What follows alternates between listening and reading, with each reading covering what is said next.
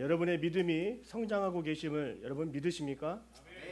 여러분 언제나 말씀의 자리, 특히 기도와 찬양할 수 있는 자리에 서게 하심을 여러분 끝까지 그 자리를 지키시고 하나님이 그 자리에서 힘주심을 여러분 믿으시기를 바랍니다.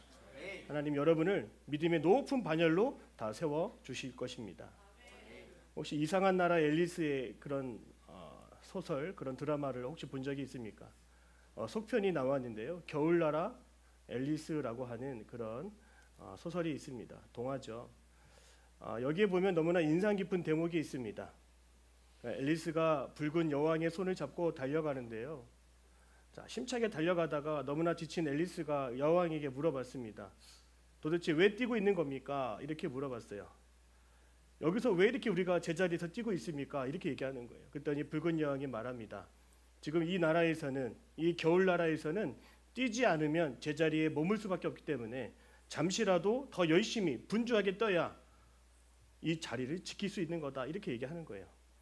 너가 만약에 가고 싶은 곳이 있다면 지금보다 2배를 더 뛰어가라고 이렇게 얘기하는 거예요.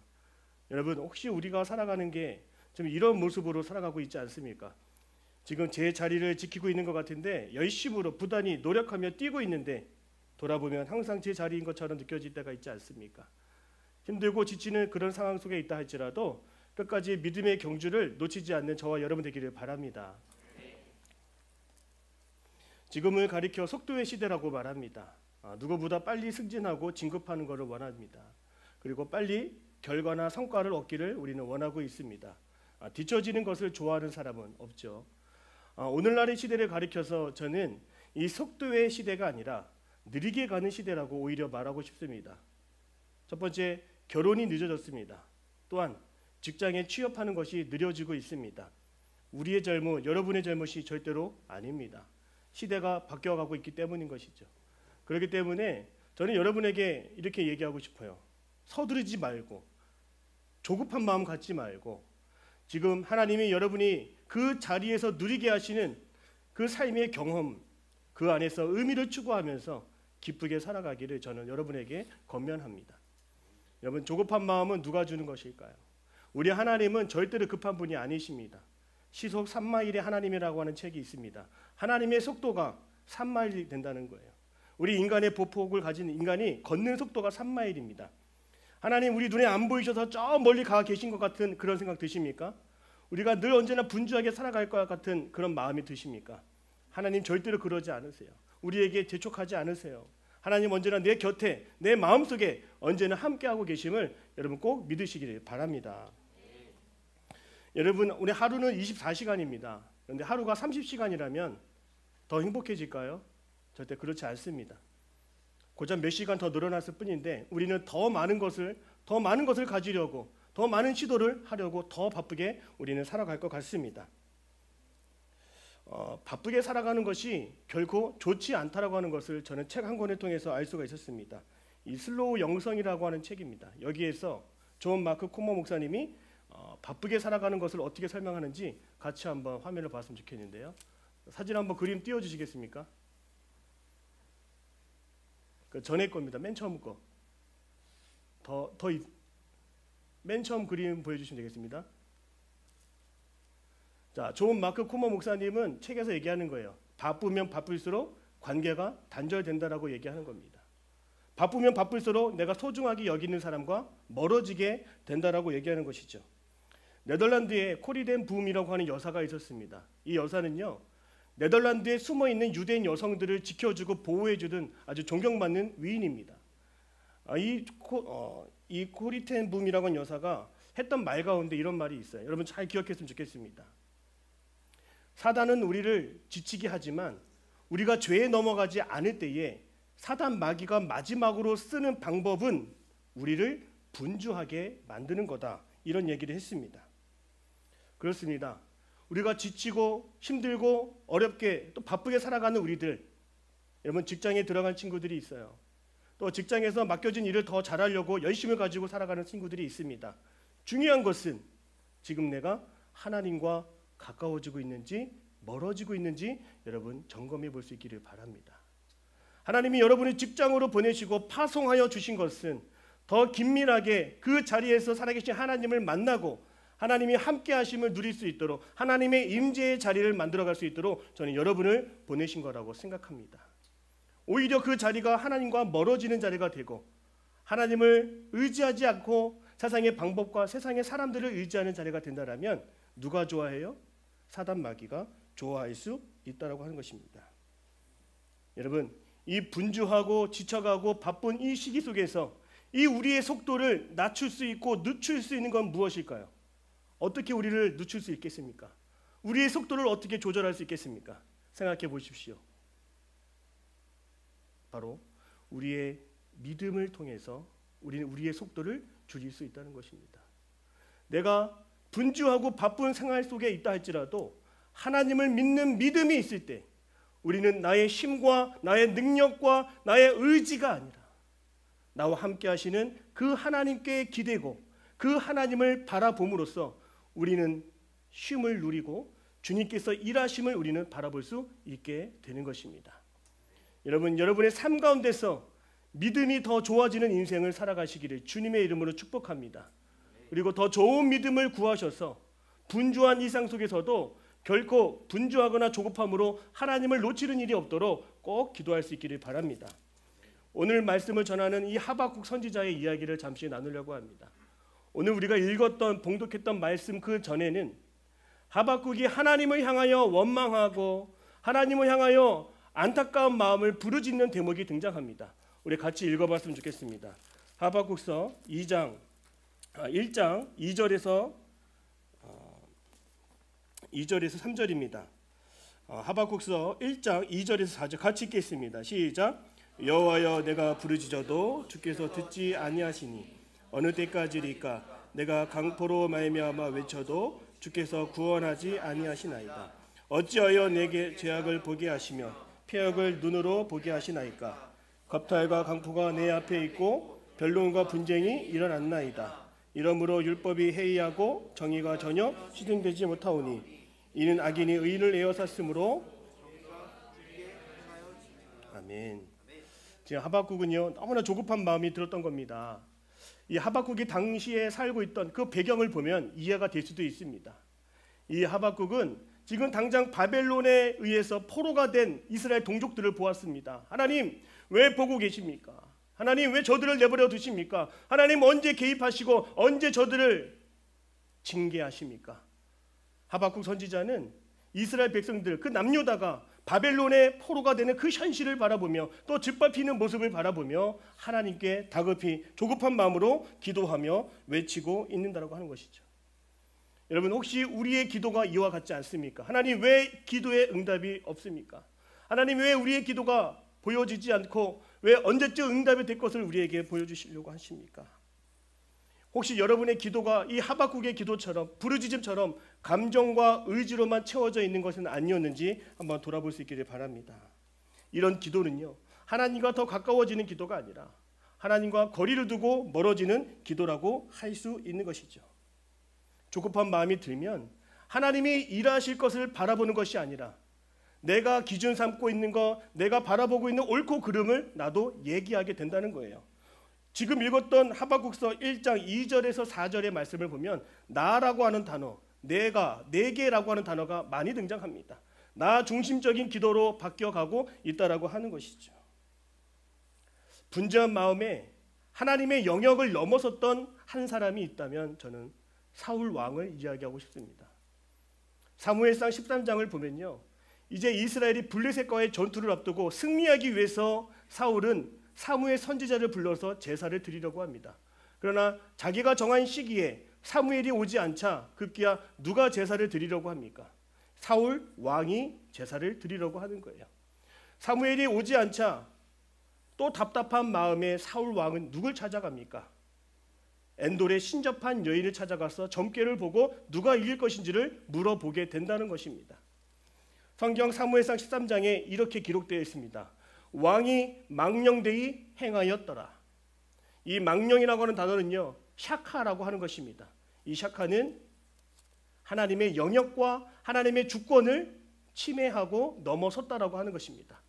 여러분, 우리가 분주해지고 우리가 바빠지고 우리가 조급해지면 이 사울이 될 수 있다라고 하는 것이죠. 하나님의 계획을 넘어서서 내가 주장하게 되고 하나님이 하실 일을 우리가 먼저 하려고 그런 모습들을 우리가 볼 수 있게 된다라고 하는 것이죠. 자, 성경 말씀 한 구절 더 보겠습니다. 이사야 30장 18절입니다. 자, 우리 하나님은 어떠한 분이신지를 여러분이 잘 배웠으면 좋겠습니다. 이사야 30장 우리 18절 같이 말씀 읽겠습니다. 시작. 그러나 여호와께서 은혜를 베풀려 하시며 일어나시리니 이는 너희를 긍휼히 여기려 대저 여호와는 정의 그를 기다리는 자마다 아멘. 우리의 시간표대로 되지 않을 때 하나님 뭐라고 말씀하시는 걸까요? 우리 기다리라라고 말씀하고 있는 것입니다. 따라합니다. 기다리라. 그를 기다리는 자마다 복이 있다라고 말하고 있습니다. 우리가 기도할 때 하나님의 응답이 늦어지는 경우가 있습니다. 이거를 지연이라고 말할 수 있을 것 같아요. 또는 우리가 볼 때 지체되고 있는 것이 같이 보일 때도 있습니다. 이것을 응답이 아니라고 여러분 생각하면 큰일이 납니다. 왜냐하면 제가 한 가지 책을 봤는데 이런 내용이 있었습니다. 어떤 책이냐면 이 기다림의 모퉁이라고 하는 책이에요. 여기에 아담 슬로몬이라고 하는 주인공이 나옵니다. 꿈속에서 하나님이 부르시는 저 천국에 올라갔다는 거예요. 이 아담 슬로몬이 저 천국에서 어느 방을 들어갔냐면 지연된 축복의 방으로 안내를 받았습니다. 여러분 따라해 볼게요. 지연된 축복의 방. 그 편말에 따라서 그 방에 들어갔습니다. 무엇이 있을까요? 그 방에는 지금까지 한 번도 보지 못했던 것들이 즐비했습니다. 가득 차 있었어요. 바로 그것은 수많은 사람들이 기도할 때 아직 응답되지 않은, 아직 저 밑에 기도하는 사람들에게 도달하지 못한 하나님의 축복이 창고 안에 곳간에 가득 쌓여 있었다라고 하는 것입니다. 아, 그렇구나. 우리가 기도할 때 아직 우리가 받아 누리지 못하고 응답되지 못하는 것은 잠시 지연되는 것뿐이었구나. 저 하늘에 하나님의 나라에 지연된 축복의 방에 오늘 여러분이 기도하고 구하는 것들이 가득하게 있음을 여러분 믿음으로 고백하기를 바랍니다. 하나님은 우리에게 기다림이 복이라고 말씀하세요. 왜냐하면 하나님이 귀한 것을 주셨을 때에 그것을 귀한 줄 모르고 우리가 소중하게 여기지 못하는 우리의 미성숙도 거기에 포함되어 있기 때문인 것이죠. 중요한 것을 가져보면 그 사람이 정말 어떠한 사람인지가 드러나게 되는 것입니다. 하나님 우리가 성숙하기까지 기다려주시고 하나님 우리가 원하는 것을 받아 누릴 수 있는 지혜가 있기를 하나님은 원하고 계시는 거예요. 절대로 하나님보다 앞서가지 않고 분주하고 조급한 마음으로 하나님의 영역을, 하나님의 그 범위까지 넘어서지 않는 우리 모두가 되기를 주님의 이름으로 축복합니다. 여러분 혹시 성경을 보면서 이런 말 많이 들어봤을 것 같습니다. 따라해 볼까요? 여호와의 선하심을 맛보아 알지어다. 우리가 슈퍼에서 파는 사탕이나 아이스크림은 다 포장지가 있습니다. 메론 맛, 바나나 맛, 무슨 맛인지 다 적혀 있어요. 원하는 맛을 골라서 먹으면 됩니다. 그런데 지금 제가 말씀드린 것처럼 여호와의 선하심의 맛은 무슨 맛일까요, 여러분? 선하심이라고 쓰여 있을까요? 절대 그렇지 않습니다. 때로는 내 입에 달게 느껴지고 쓰게 느껴지고 신맛처럼 느껴지고 쓴맛처럼 느껴지는 것도 씹고 보면, 음미하고 보면 그것이 결국에는 그 고통과 아픔과 시련도 결국에는 하나님의 선하신 뜻이 있음을 나중에는 알게 된다라고 하는 것이죠.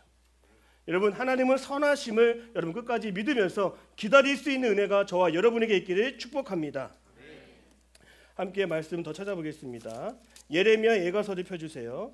예레미야 예가 3장 25절과 26절입니다. 우리 3장 25절 26절 같이 읽겠습니다. 시작. 기다리는 자들에게나 구하는 영혼들에게 여호와는 선하시도다. 사람이 여호와의 구원을 바라고 잠잠히 기다림이 좋도다. 아멘. 자, 하나님은 우리가 하나님의 뜻을 구할 때 기다리기를 원하시는 분이시죠. 자, 여기서 보면 어떠한 자세로 우리가 기다려야 되는지 분명히 나와 있습니다. 26절에 저를 한번 따라해 보세요. 잠잠히 기다리자. 자, 잠잠히 기다린다라고 하는 무슨 뜻일까요? 단순히 그냥 입을 막고 있는 게 잠잠히 기다린다라고 하는 것일까요? 자, 잠잠히 기다린다라고 하는 것을 다른 말로 표현해서 저는 이렇게 말하고 싶습니다. 따라합니다. 겸손. 자, 잠잠히 기다린다라고 하는 것은 내가 겸손하게 하나님의 뜻을 기대하며 바라보고 있다라고 하는 것이죠. 내가 하는 줄 알았는데, 내가 이루어가는 줄 알았는데 하나님이 이루실 것을 기억하며 기대하며 살아가는 것. 왜요? 하나님은 선하시기 때문에, 하나님은 능력이 있으시기 때문에 우리는 잠잠히 기다릴 수 있는 하나님의 사람인 줄 믿으시기를 바랍니다. 여러분, 하박국의 이름의 뜻이 있습니다. 따라해 보겠습니다. 껴안다, 포옹하다.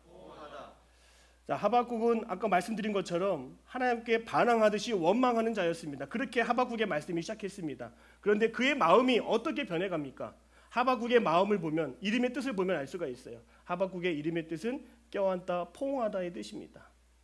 처음에는 하나님의 뜻이 이해되지 않았고 하나님의 계획이 보이지 않았고 하나님을 그저 원망하는 자였으나, 오늘 우리가 봉독했던 하박국 3장 1절에서 2장 1절 3절의 말씀을 보면 그의 마음이 변해가는 것을 우리가 배울 수가 있습니다. 특히 하박국 3장 17절에서 18절, 이 말씀을 한번 펴봤으면 좋겠습니다. 하박국 3장 17절에서 18절입니다. 같이 한번 찾아볼까요? 우리 화면 준비됐으면 같이 읽겠습니다. 시작.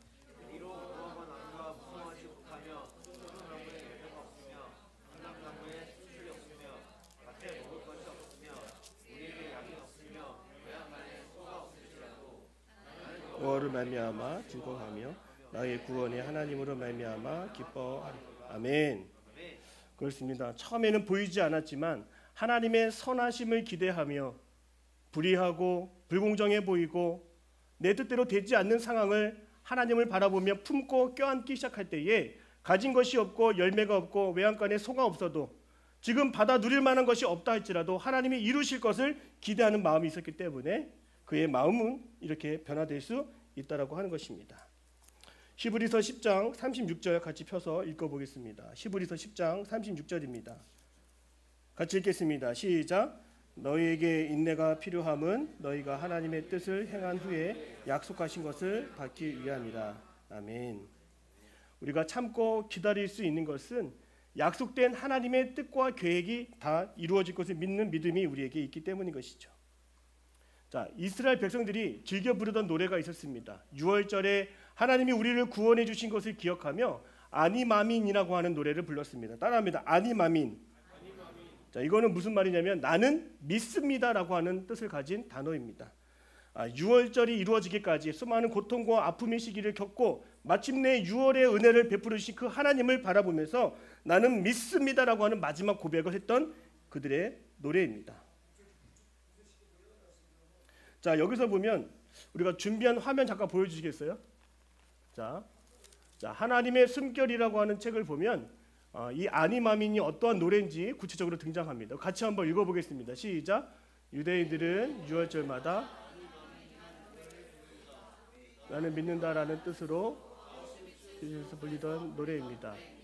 우리는 구세주가 오라는 걸 믿고 있습니다. 그러나 그는 조금 늦게 오십니다.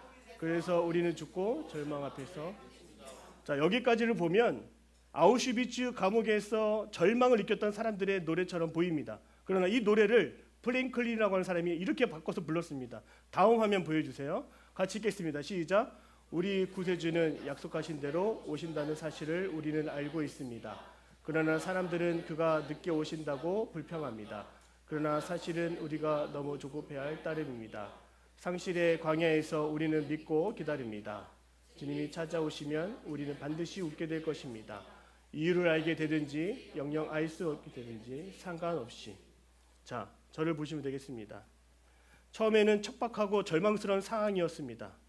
그러나 이 빅터 프랭클린이 이 노래를 이렇게 바꾸어 부를 수 있었던 것은 벽에 마지막 절규하면서 쓰던 글씨 중에 한 글씨를 보았기 때문인 것이죠. 주님 여기 살아 계시네.